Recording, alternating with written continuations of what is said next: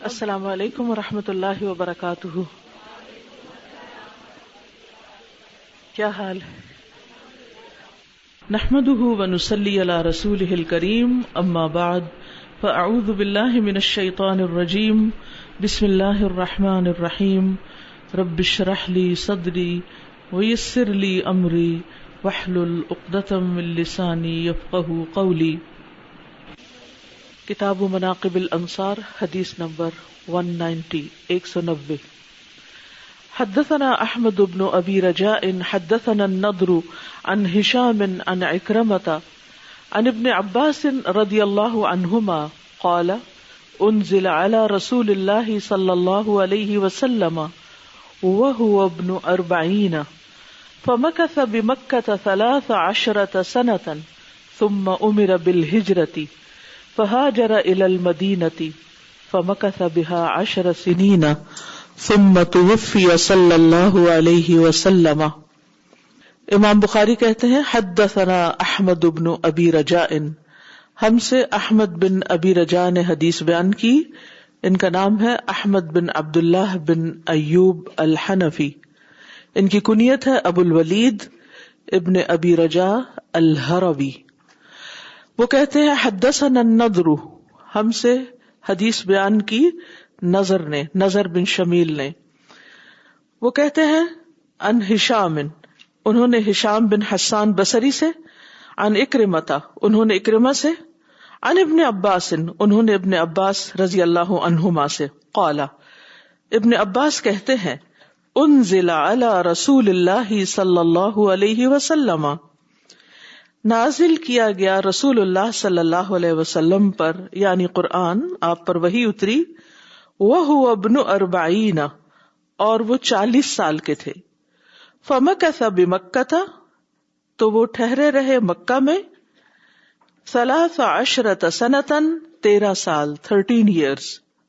ثُمَّ أُمِرَ بِالْهِجْرَةِ، پھر حکم دیے گئے ہجرت کرنے کا. فَهَاجَرَ إِلَى الْمَدِينَةِ، تو آپ نے ہجرت کی مدینہ کی طرف.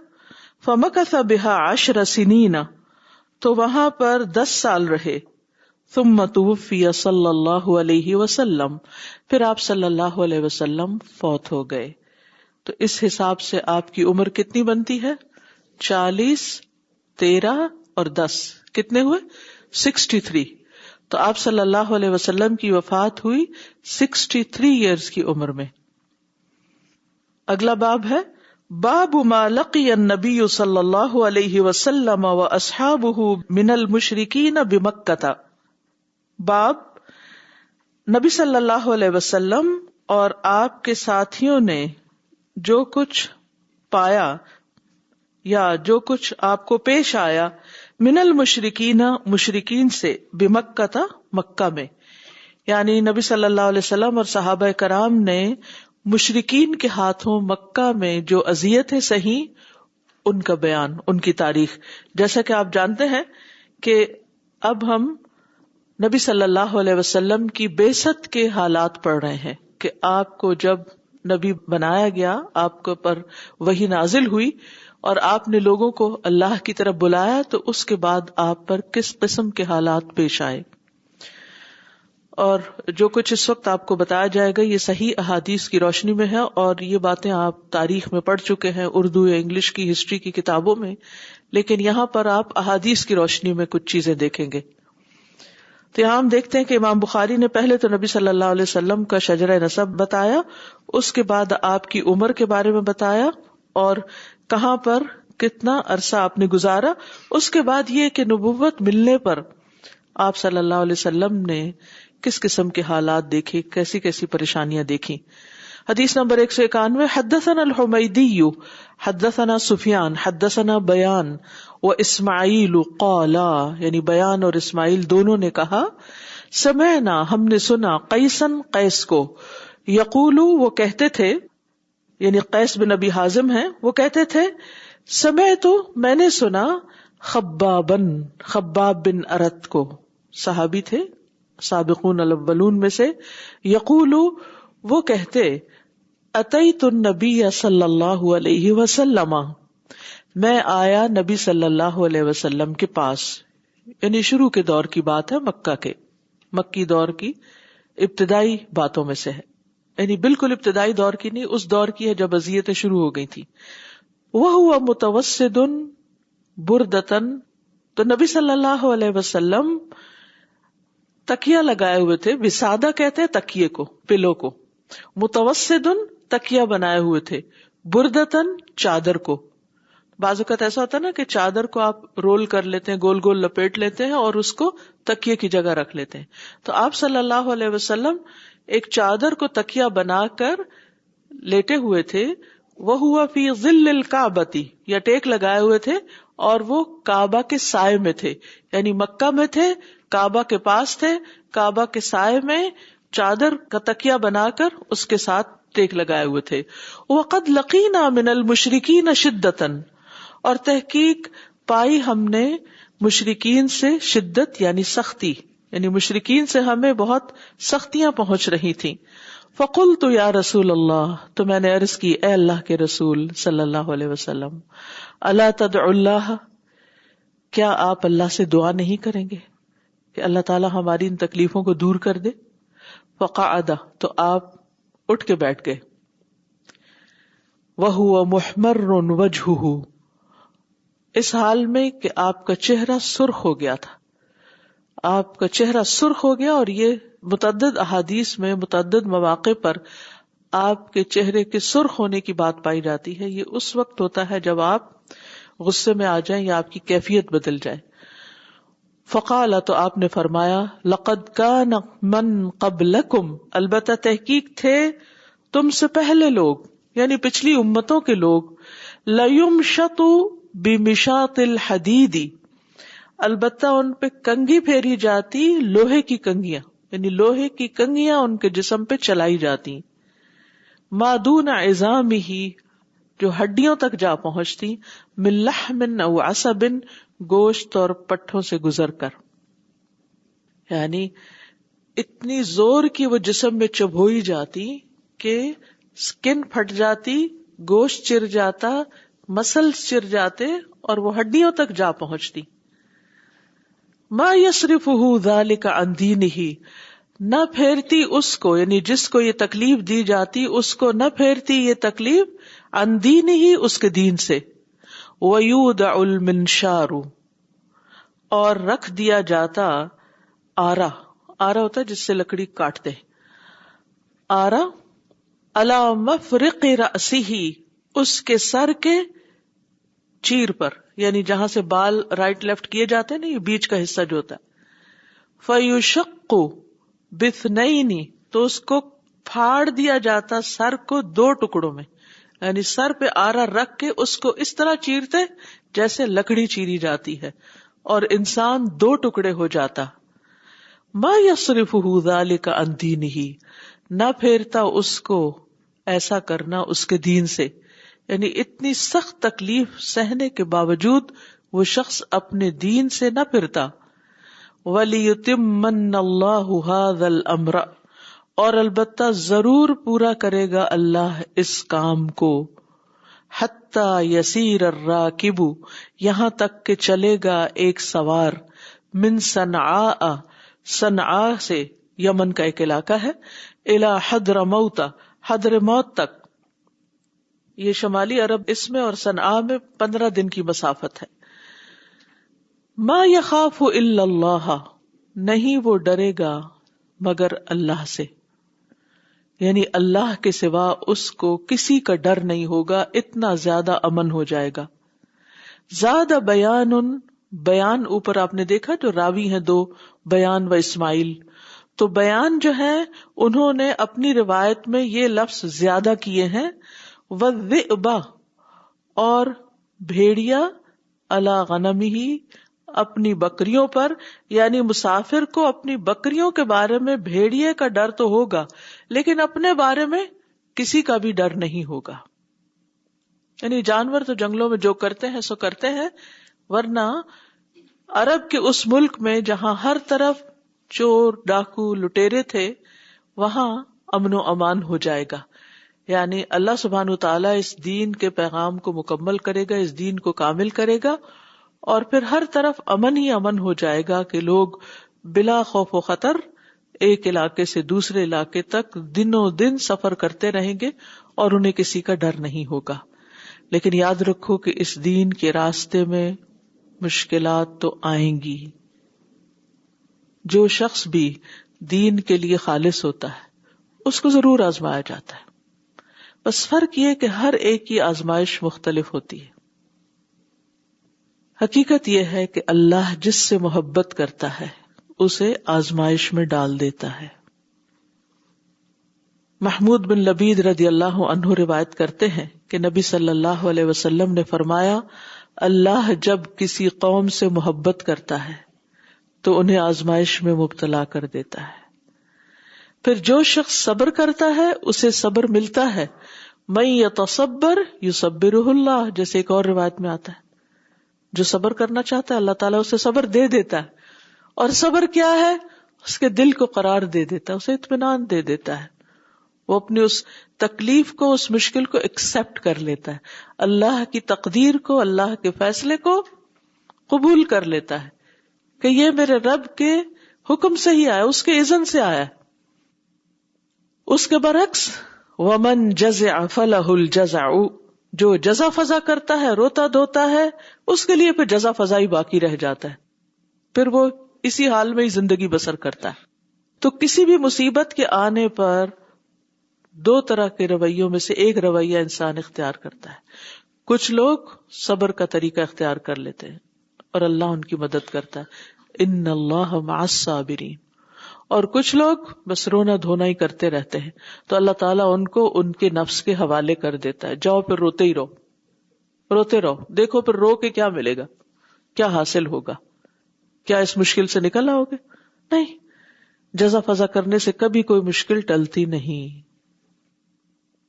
پھر ہر انسان اپنے دین کے مطابق آزمایا جاتا ہے. مصعب بن سعد اپنے والد سے روایت کرتے ہیں کہ میں نے عرض کیا، اے اللہ کے رسول صلی اللہ علیہ وسلم، کون لوگ زیادہ آزمائش میں مبتلا کیے جاتے ہیں؟ آپ نے فرمایا انبیاء، پھر ان کے مثل، پھر ان کے مثل.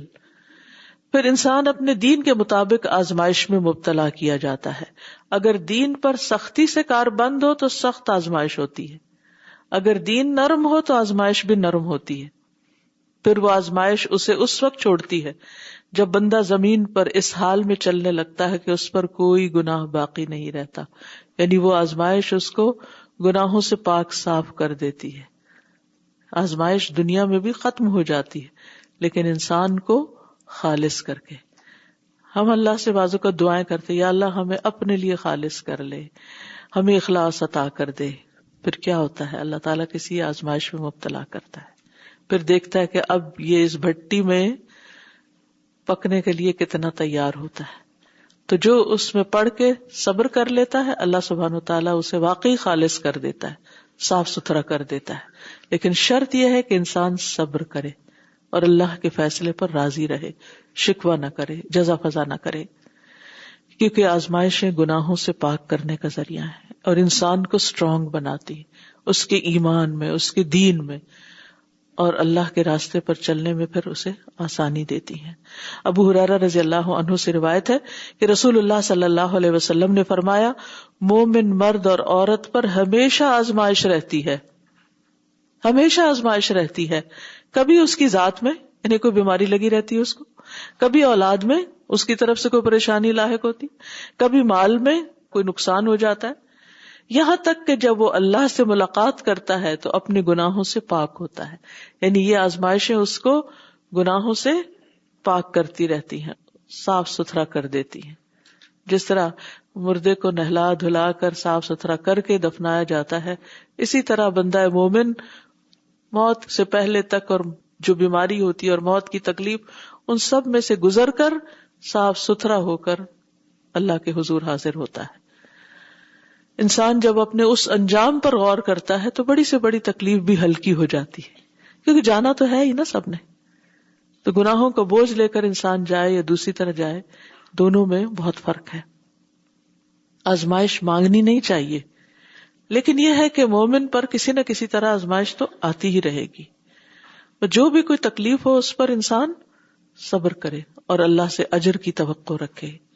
سارے وقت گزر جاتے ہیں، تکلیف کے وقت بھی گزر جاتے ہیں، عیش و عشرت کے وقت بھی گزر جاتے ہیں، لیکن دونوں کے انجام میں بہت بڑا فرق ہوتا ہے. پھر اسی طرح آزمائش درجات کی بلندی کا ذریعہ بنتی ہے.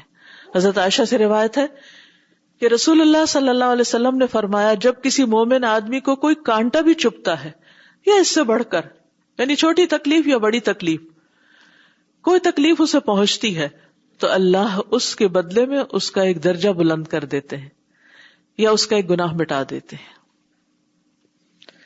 ابو ہریرہ سے روایت ہے کہ رسول اللہ صلی اللہ علیہ وسلم نے فرمایا، آدمی کا اللہ کے پاس ایک مقام ہوتا ہے، یعنی ہم میں سے ہر ایک کا ایک مقام، ایک درجہ ہے اللہ کے ہاں، جسے وہ اپنے عمل سے نہیں پا سکتا. یعنی کتنی بھی نیکیاں کریں، ہم تو اللہ کا حق بھی ادا نہیں کر سکتے، نعمتوں کا شکریہ ادا نہیں کر سکتے، کہاں یہ کہ اس بڑے درجے تک، مقام تک اپنے عمل کی بنا پہ پہنچے، وہ تو پاسبل ہی نہیں. چنانچہ اللہ تعالیٰ اسے آزمائش میں مبتلا کر دیتا ہے جسے وہ ناپسند کرتا ہے، کیونکہ تکلیف دہ حالت کسی کو بھی اچھی نہیں لگتی، یہاں تک کہ وہ پھر اس مقام کو پا لیتا ہے، یعنی تکلیف کے راستے سے اس کو پا لیتا ہے. اس لیے اگر تکلیف آ جائے تو انسان اس پر صبر کرے، اور جتنی بڑی آزمائش ہو اتنا ہی بڑا اجر ہوتا ہے. انس رضی اللہ عنہ کہتے ہیں کہ نبی صلی اللہ علیہ وسلم نے فرمایا، زیادہ ثواب بڑی آزمائش کے ساتھ ہے، اور اللہ جب کسی قوم سے محبت کرتا ہے تو انہیں آزمائش میں مبتلا کر دیتا ہے. بس جو راضی ہو جائے اس کے لیے رضا، اور جو ناراض ہو اس کے لیے ناراضگی. اور اس میں آپ دیکھیے کہ کوئی بندہ نہیں جس کے پاس آپ جائیں، جس کے پاس آپ بیٹھیں، بظاہر دیکھنے میں وہ کتنا ہی آپ کو خوشحال اور بہت نعمتوں میں نظر آئے، لیکن تھوڑی دیر آپ اس کے دل کے حال لینا شروع کریں تو آپ کو ایسے ایسے مسائل بتائے گا کہ آپ حیران ہو جائیں گے، آپ کو یقین نہیں آئے گا کہ واقعی یہ شخص اتنی پریشانیوں سے گزرا ہے، یہ گزر رہا ہے، اسٹل اس کی لائف میں ایسے ایسے مسائل ہیں. لیکن ہوتا یہ کہ کچھ لوگ ہر وقت واویلا کرتے رہتے ہیں، اور کچھ لوگ صبر کے ساتھ اللہ کی رضا پہ راضی ہو کے چلتے رہتے ہیں، اور دونوں کے اجر میں بہت بڑا فرق ہوتا ہے. واویلا کر کے انسان یہی سارا کچھ ضائع کر دیتا ہے، اور تکلیف پر الحمدللہ علی کل حال کہہ کے انسان اپنا اجر سمیٹ لیتا ہے. اور سب سے بڑی چیز اللہ کی رضا، جو اللہ کی رضا پہ راضی ہوتا ہے اللہ اس سے راضی ہوتا ہے. ہم ہر وقت کہتے ہیں نا، یا اللہ تو ہم سے راضی ہو جا. کون سا ایسا کام کرو کہ رب راضی ہو جائے؟ ہاں، مشکل کے وقت صبر کرو، رب راضی ہو جائے گا. اور یاد رکھیں کہ جنت تکلیفوں سے گھری ہوئی ہے. ہم سب جنت کی تمنا رکھتے ہیں، جنت میں جانا چاہتے ہیں، لیکن جنت کا راستہ مشکلات سے گزرتا ہے. رسول اللہ صلی اللہ علیہ وسلم نے فرمایا، صحیح مسلم کی روایت ہے، جنت تکلیفوں سے گھری ہوئی ہے جبکہ دوزخ نفسانی خواہشات سے گھری ہوئی ہے. اور انبیاء کی آزمائش پھر سب سے سخت ہوتی ہے. اس لیے نبی صلی اللہ علیہ وسلم اور ان کے ساتھیوں کو جو آزمائش آئی وہ کسی اور پر نہیں آئی، اور جو پھر ان کے قریب ہوتے ہیں اور جو ان کے قریب ہوتے ہیں، جو جتنا ان کے قریب ہے اتنی آزمائش اس پر زیادہ ہوگی. نبی صلی اللہ علیہ وسلم نے فرمایا، ہم گروہ انبیاء کو جس طرح اجر اور ثواب دگنا دیا جاتا ہے، اسی طرح آزمائش بھی دگنی آتی ہے. تو گویا کسی کی اگر تکلیف بڑی ہے تو اس کا اجر بھی بہت بڑا ہے. اسی طرح انبیاء کے بعد علماء اور نیک لوگوں کی آزمائشیں زیادہ ہوتی ہیں.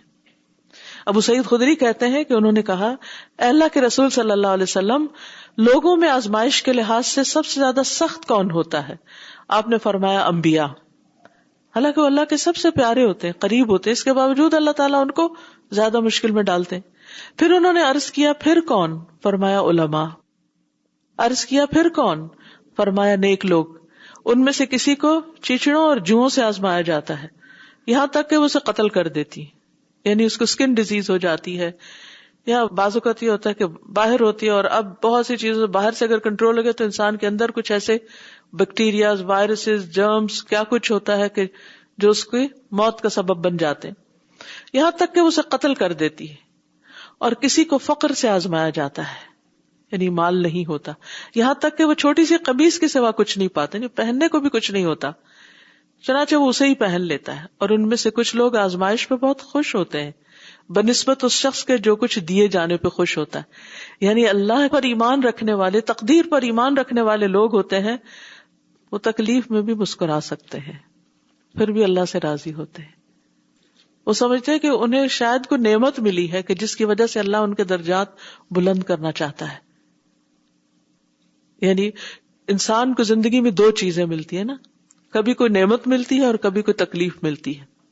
نعمت ملنے پر اکثر بلکہ سبھی خوش ہوتے ہیں، کچھ دل میں ہوتے ہیں، کچھ زبان سے اظہار کرتے ہیں، کچھ اوور ایکسائٹیڈ ہو جاتے ہیں اور اپنے مختلف جسچرز کے ساتھ اس کے اوپر اظہار کرتے ہیں. اسی طرح تکلیف پر ہر شخص دکھی ہوتا ہے. کچھ لوگ اس کو پا کر الحمدللہ کہتے ہیں کہ اللہ کا فیصلہ تھا، اور کچھ اس پر واویلا کرنے لگتے ہیں، اور کچھ اپنے آپ کو مارنے لگتے ہیں اور دیواروں سے سر پھوڑنے لگتے ہیں اور مختلف طرح ریئیکٹ کرتے ہیں. تو جو نیک لوگ ہوتے ہیں ان کو جب نعمت ملتی ہے تو خوش ہوتے ہیں، لیکن جب تکلیف آتی ہے تو اس سے بھی زیادہ وہ اللہ سے راضی ہوتے ہیں، کیونکہ اللہ تعالیٰ صرف اپنے چنے ہوئے بندوں کو اور اپنے خاص بندوں کو ہی آزمائش میں ڈالتا ہے. لا یکلف اللہ نفسا الا وسعہا. اللہ کو پتا ہوتا ہے کہ میرا کون بندہ کتنا بوجھ اٹھا سکتا ہے، اور اس کے مطابق وہ اس کو آزمائش میں مبتلا کرتا ہے. تو اس لیے کبھی کسی کو تکلیف میں دیکھ کر یہ نہ سوچے کہ یہ گناہگار ہے تو اس لیے آزمایا جا رہا ہے، اور اس کو لک ڈاؤن نہیں کریں اور اس کے بارے میں بدگمانی نہیں کریں، برا مت سوچیں. ہاں کچھ کیا ہوگا نا تبھی تو پکڑ آئی. نو، اللہ کو پتا ہے کہ اس نے کیوں کسی کو کسی چیز سے آزمایا ہے. بعض اوقات سارے حالات درست ہوتے ہیں، یک کچھ تبدیلی آ جاتی، انسان کے لیے بڑی تکلیف دہ ہوتی، جس کو انسان نے کبھی سوچا ہی نہیں تھا. اور خصوصاً اگر دین کی طرف آنے کی وجہ سے ہو، یعنی پہلے سب کچھ ٹھیک تھا، جب آپ دین کی طرف آئے تو ایک کے بعد ایک مشکل. اب لوگ دین کو پھر برا بھلا کہنے لگتے ہیں کہ کیا فائدہ ہو تمہارا دین کی طرف آنے کا، تم تو پہلے حال سے بھی گئے. تو لوگوں کی نظر میں وہ ایک تکلیف دہ حال میں، لیکن وہ اس کے اپنے اندر ایک اطمینان ہے، اور اللہ کے ہاں اس کے درجات بلند ہیں. اسی لیے قیامت کے دن جب ایسے تکلیف میں پڑے ہوئے لوگوں کو اجر ملنے لگے گا، اور اتنا بڑا اجر ہوگا، انما یوفی الصابرون اجرہم بغیر حساب، کہ جس کا کوئی اندازہ ہی نہیں کر سکتا. تو باقی لوگ جو دنیا میں ذرا امن میں رہے وہ تمنا کریں گے کاش ہماری سکن کینچیوں سے کاٹ دی جاتی تو آج ہمیں بھی یہ اجر ملتا جو انہیں مل رہا ہے.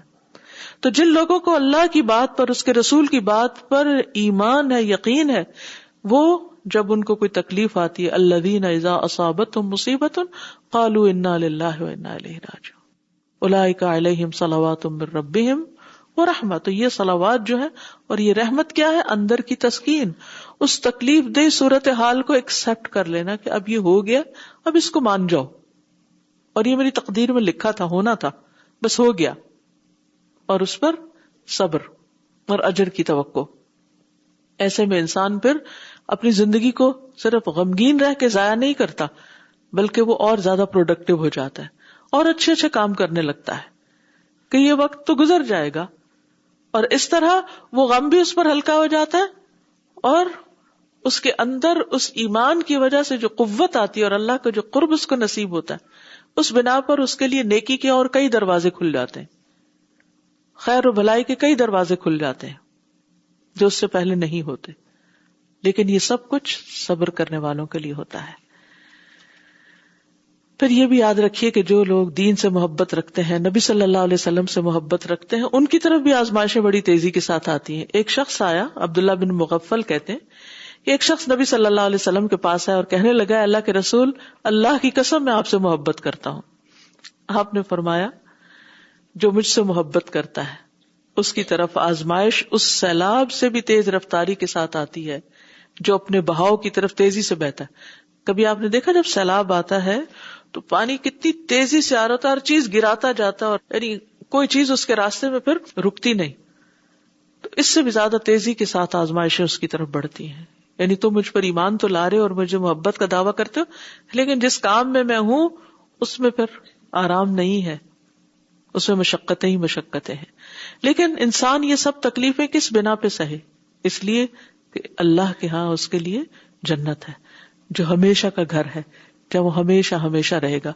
دنیا تو بنائی اس لیے گئی تھی کہ انسان کو آزما کر دیکھا جائے کہ وہ کرتا کیا ہے، اور اس آزمائش کے لیے اس کو کسی نہ کسی مشکل میں ڈالا ہی جاتا ہے اور اس سے کوئی بھی بچ کے نہیں جا سکتا. صحابہ کی آزمائشیں جیسے اوپر ہم نے پڑھا باب میں آتا ہے کہ نبی صلی اللہ علیہ وسلم اور صحابہ کو جو مشرکین سے اذیتیں ملی ان کا بیان ہے. تو صحابہ کی آزمائشیں جو تھیں وہ سب سے سخت تھی. یعنی امت میں جتنے بھی لوگ دین پر ہیں ان میں سے سب سے زیادہ سخت وقت صحابہ پر آیا.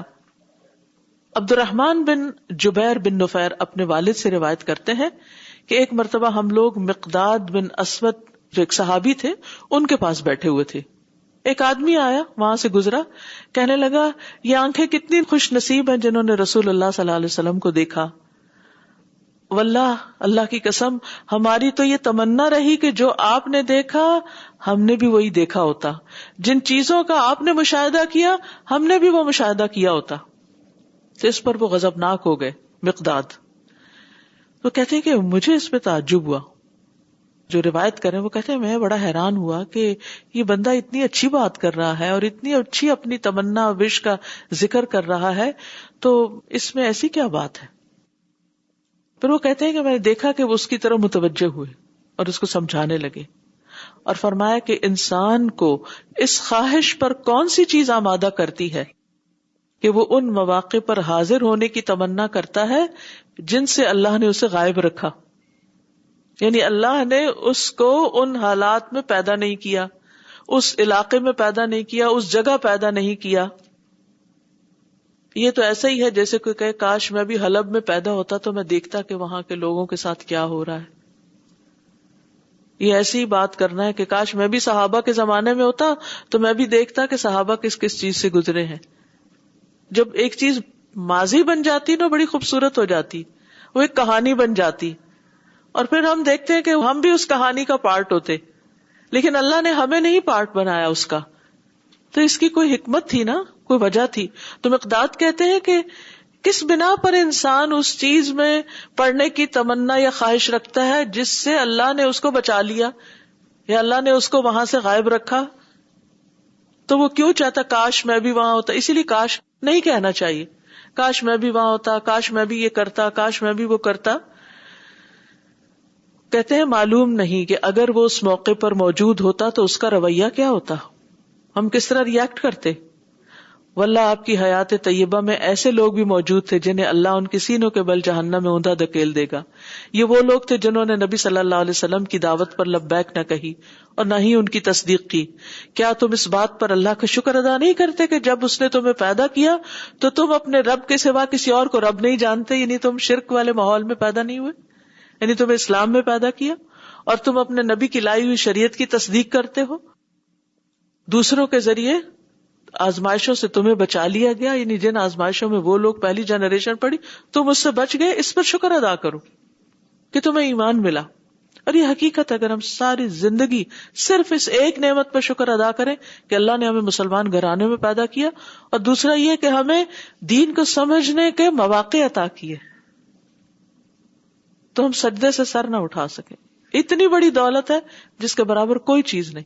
اس لیے اگر کسی کے پاس سونے کے گھر بھی ہے نا لیکن وہ دین میں نہیں, تو کبھی ان جیسا بننے کی تمنا نہ کریں کہ کاش ہمارے پاس بھی یہ دنیا ہوتی.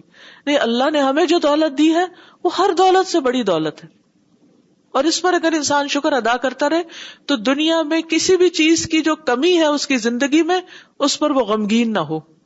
فوراً وہ یہ سوچ لے کہ اللہ نے مجھے تو اتنی بڑی دولت دی. اور آپ دیکھیے کہ ایمان اور دین کی حالت میں پیدا کرنے کے بعد, مسلمان ماں باپ دینے کے بعد, اس نے ہمیں جو یہ موقع عطا کر دیا, وَمَن يُرِدِ اللَّهُ بِهِ خَيْرًا يُفَقِّهْهُ فِي الدِّينِ, اللہ جس کے ساتھ بھلائی کا ارادہ کرتا ہے اس کو دین کی سمجھ دے دیتا ہے. تو اللہ نے ہمیں جو اس کام میں لگا دیا, اس کے بعد یہ بہت بڑی دولت ہے.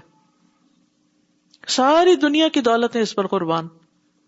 تو کبھی بھی نہ سوچے کہ اوہ هو خیر مما یجمعون کو سوچیں آپ, یعنی یہ نعمت ہر اس نعمت سے بہتر ہے جسے لوگ جمع کر رہے.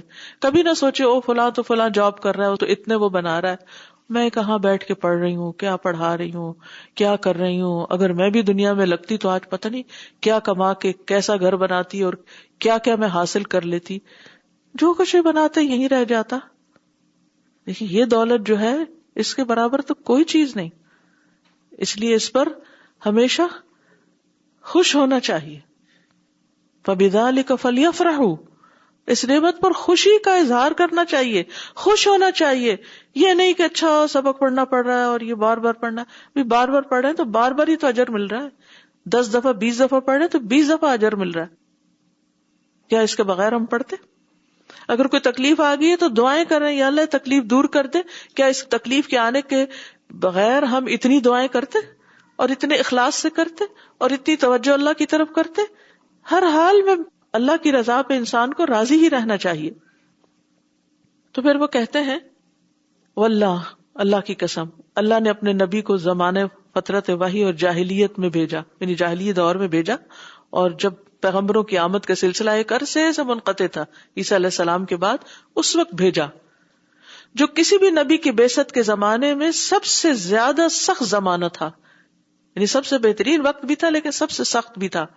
لوگ اس زمانے میں بتوں کی پوجا سے زیادہ افضل کوئی دین نہ سمجھتے تھے. پھر نبی صلی اللہ علیہ وسلم فرقان لے کر تشریف لائے، جس کے ذریعے انہوں نے حق اور باطل میں فرق کر دکھایا اور والد اور اس کی اولاد کے درمیان فرق نمایاں کر دیا. حتیٰ کہ ایک آدمی اپنے باپ اور بیٹے یا بھائی کو کفر کی حالت میں دیکھتا تھا، جب کہ اللہ نے اس کے دل کا تالا ایمان کے لیے کھول دیا. تو وہ جانتا تھا کہ اگر اس کے باپ، بھائی یا بیٹے میں سے کوئی مر گیا تو جہنم میں داخل ہوگا اور اس کی آنکھیں کبھی ٹھنڈی نہ ہوں گی، کیونکہ وہ جانتا تھا کہ اس کا وہ عزیز جہنم میں ہوگا. اور آنکھیں اسی طریقے پر ٹھنڈی ہو سکتی ہیں جو اللہ نے فرمایا ہے ربنا ہب لنا من ازواجنا وذریاتنا قرۃ اعین وجعلنا للمتقین اماما. تو یہ تھی ان لوگوں کے لیے آنکھوں کی ٹھنڈک کہ ان کے گھر والے دین پر ہوں. آج ہم آنکھوں کی ٹھنڈک کیا سمجھتے ہیں کہ ہاں وہ دنیا میں خوشحال ہوں، خوب کمائیں، عیش و عشرت سے رہیں تو ہماری آنکھیں ان کی طرف سے ٹھنڈی ہوں. نہیں، یہ وجہ نہیں ہے. یہ تو کسی کو بھی نصیب ہو سکتی ہے. جتنی زیادہ کوئی دین سے محبت کرتا ہے اس کے لیے اولاد اور ازواج میں آنکھوں کی ٹھنڈک صرف اس وقت ہوتی ہے جب وہ بھی دین میں ہوتے ہیں. وہ ان کے دنیا پر نہیں تڑپتا، نہ وہ غمگین ہوتا ہے، وہ ان کی آخرت کے لیے تڑپتا ہے کہ ان کا کیا بنے گا اگر یہ دین کی طرف نہیں آئے. تو بہرحال صحابہ کا زمانہ جو تھا وہ سخت ترین زمانہ تھا، اسی لیے ان کا درجہ بہت بڑا ہے. رضی اللہ عنہم ورضوا عنہ ایسے ہی خطاب نہیں مل گیا، اور ایسے ہی نہیں کہا گیا کہ ان کی کمزوریوں سے اور غلطیوں سے درگزر کرو، کیونکہ ان کی قربانیاں بہت بڑی. جب کسی کی قربانی بڑی ہوتی ہے تو اس کی بھول چوک اور اس کی چھوٹی موٹی غلطی جو ہے اس کو اگنور کر دیا جاتا ہے. پھر ہم دیکھتے ہیں کہ ان کو قید، مار پیٹ، بھوک پیاس اور شدید گرمی کے ساتھ تکلیف دی گئی، اور ہر کوئی قبیلہ اپنے اپنے جو مسلمان ہونے والے تھے ان کو پکڑتا اور ان کو اذیتیں دینے لگتا. یعنی کسی کو بھوکا پیاسا رکھا جاتا، قید کر دیا جاتا، گرم ریت پہ لٹایا جاتا، جلانے کے ساتھ سزا دی جاتی، چٹائیوں میں لپیٹ کے دھواں دیا جاتا. یعنی کون کون سا طریقہ تھا جو انہیں معلوم تھا اور انہوں نے وہ ان پر آزمایا نہیں. جسمانی تکلیفیں دی جاتی. نبی صلی اللہ علیہ وسلم عمار اور ان کے گھر والوں کے پاس سے گزرے جب ان کو سزائیں دی جا رہی تھی تو آپ نے فرمایا ابشروا آل عمار وآل یاسر فإن موعدکم الجنہ. آل عمار اور آل یاسر خوش ہو جاؤ. سبحان اللہ، وہ سخت تکلیف میں اور آپ کہتے ہیں ابشروا، ابشروا، خوش ہو جاؤ. یعنی جب کوئی تکلیف میں ہوتا تو آپ صلی اللہ علیہ وسلم اس کو اب شروع کہتے. جیسے ایک صحابی بیمار ہوئے اور آپ ان کی عادت کے لیے گئے تو آپ نے ان کو ابشر کہا، خوش ہو جاؤ. ہم تو مبارک اور بشارت اور خوشخبری کب دیتے ہیں؟ جب کوئی دنیا کی نعمت ملے. کہ نبی صلی اللہ علیہ وسلم دنیا کی تکلیف پر ان کو بشارت دے رہے کہ اس کا بدلہ بہت بڑا ملنے والا ہے. اور کس بات پہ خوشخبری دیتے؟ تمہارے ساتھ جنت کا وعدہ ہے. ابو لیلہ کندی سے روایت ہے، انہوں نے کہا خباب رضی اللہ عنہ عمر رضی اللہ عنہ کے پاس آئے تو انہوں نے کہا قریب آؤ، تم سے بڑھ کر اس مجلس کا کوئی حقدار نہیں سوائے عمار کے. تو خباب جو تھے ان کو اور عمار ان سب کو تکلیفیں تھی، یعنی بہت جسمانی اذیتیں دی گئی تھی. تو خباب رضی اللہ عنہ کے پیٹھ پر جو زخم کے نشان تھے جو مشرکین نے انہیں تکلیفیں پہنچائی تھی اور آگ وغیرہ سے داغت، کوئلوں پر جو لٹایا تھا، تو وہ دکھایا کرتے تھے لوگوں کو کہ دیکھو ہم نے اللہ کے دین کے راستے میں کیسی کیسی تکلیفیں اٹھائی ہیں. آج بھی اگر آپ دیکھیں کہ کسی کا جلنے کا نشان جو ہوتا ہے وہ جسم سے نہیں جاتا، اور بعض اوقات اسکن جو ہوتی ہے وہ مڑ چڑ بھی جاتی ہے وہاں سے. انہوں نے وہ زخم، انہوں نے وہ تکلیفیں اور وہ داغ اللہ کے راستے میں اٹھائے تھے. پھر اسی طرح مالی تکلیفیں بھی دی گئی. خباب رضی اللہ عنہ کہتے ہیں کہ میں جاہلیت کے زمانے میں لوہار تھا اور آس بن وائل کے ذمے میرا قرض تھا. میں اس کے پاس اپنے قرض کا تقاضا لے کر آیا. اس نے کہا جب تک تم محمد صلی اللہ علیہ وسلم کی نبوت کا انکار نہیں کرو گے تمہارا قرضہ نہیں ادا کروں گا. میں نے کہا اگر اللہ تجھے موت سے دوچار کر دے اور مرنے کے بعد پھر زندہ کر دے تو بھی میں محمد صلی اللہ علیہ وسلم کی نبوت سے انکار نہیں کروں گا. اس نے کہا پھر تو مجھے چھوڑ دے کہ میں مروں پھر زندہ کیا جاؤں، پھر مجھے وہاں مال بھی ملے گا اور اولاد بھی، پھر میں تمہارا قرضہ ادا کروں گا. اس وقت یہ آیتیں نازل ہوئیں افرأیت الذی کفر بآیاتنا وقال لأوتین مالا وولدا اطلع الغیب ام اتخذ عند الرحمن عہدا. کیا آپ نے دیکھا اس شخص کو جو ہماری آیات کا انکار کرتا ہے اور کہتا ہے مجھے ضرور مال اور اولاد ملے گی، یعنی دوسری دنیا میں بھی؟ کیا اسے غیب سے اطلاع ہو گئی یا اس نے اللہ سے کوئی عہد لے رکھا ہے؟ نبی صلی اللہ علیہ وسلم سے پہلے بھی آپ دیکھتے ہیں کہ نیک لوگوں پر آزمائشیں آتے رہی. حضرت آسیہ رضی اللہ تعالیٰ عنہا کی آزمائش کا آپ سب کو پتا ہے کہ کس طرح ان کے ہاتھوں میں کیل ٹھوکوا دیے گئے تھے. اور پھر اصحاب اخدود جو ہیں، جو لوگ اس لڑکے پر ایمان لائے تو بادشاہ نے انہیں سزا دینے کے لیے آگ کی خندقیں کھدوائی تھی، اور جو ایمان لایا اس کو اس میں ڈال دیا گیا. حتیٰ کہ ایک عورت تھی جس کا دودھ پیتا بچہ تھا، تو وہ ذرا بچے کی وجہ سے جھجکی اس میں جانے تو بچہ بول پڑا کہ ماں تم کود پڑو. تو بہرحال کہنے کا مطلب یہ ہے کہ اگر ہماری زندگی میں کوئی بھی تکلیف ہو، دکھ ہو، تو صرف اس کو لے کے بیٹھے نہ رہے. اور خاص طور پر اگر دین کی وجہ سے کوئی چیز آئی ہو. اول تو یہ ہے کہ ہماری آزمائشیں تکلیفیں عموماً دین کی وجہ سے نہیں ہوتی، کوئی دنیا کا ہی کوئی سبب ہوتا ہے. لیکن کچھ لوگ ایسے بھی ہوتے ہیں کہ جو دین کی طرف جب آتے ہیں، مثلاً کوئی جاب چھوڑ کر اگر انہوں نے پڑھنا شروع کر دیا تو گھر والوں نے ناطقہ بند کر دیا کہ ٹھیک ہے پھر ہم تمہیں سپورٹ نہیں کریں گے. کسی کو گھر والوں نے نکال دیا، کسی کے ساتھ ماں ناراض رہی، یا کچھ رشتہ داروں نے ملنا جلنا چھوڑ دیا، یا آپ کے لباس کی وجہ سے، یا آپ کی زندگی میں سادگی کے آنے کی وجہ سے اگر لوگوں نے آپ کو امپورٹنس دینا چھوڑ دی کہ پہلے تو آپ ہر محفل کی جان ہوتے تھے اور اب لوگ آپ کو اس طرح توجہ نہیں دیتے، تو یہ دس از نتھنگ. اس کو کوئی بہت بڑا ایشو نہ بنائے، یہ کچھ نہیں اس سب کے مقابلے میں جو اس کے بدلے میں ملنے والا ہے، اور اس کے مقابلے میں جو صحابہ کرام کو پیش آیا. کیونکہ یہ اس دین کا خاصہ ہے. اللہ تعالیٰ ضرور ٹوک بجا کے دیکھتا ہے کہ یہ شخص ایمان کے کس درجے میں ہے. جو دن کی تکلیف بڑی ان کا درجہ بھی بڑا. اور تکلیفوں پر صبر کیا ہے کہ اسے بہت واویلا نہ کرے، ہر وقت اس کا ذکر نہ کرے.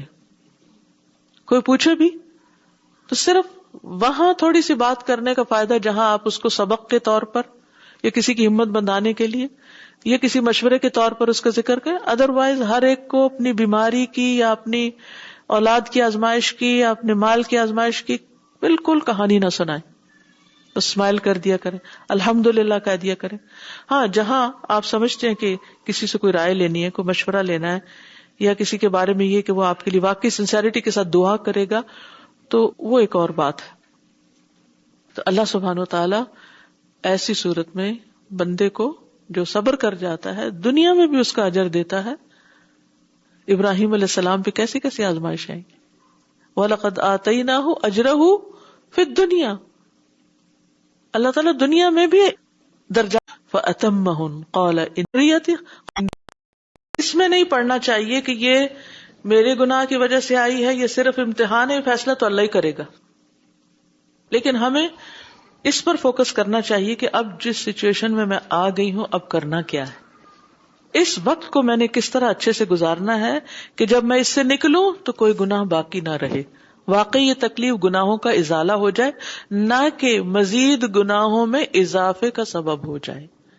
کیونکہ جب انسان تکلیف میں نعوذ باللہ اللہ تعالیٰ کے بارے میں گمان برا کرتا ہے، یہ لوگوں کو بلیم کرنے لگتا ہے، یہ زبان سے غلط قسم کی باتیں نکالنے لگتا ہے، تو وہ مصیبت کئی گنا اور بڑھ جاتی ہے. ٹھیک ہے, آگے چلتے ہیں.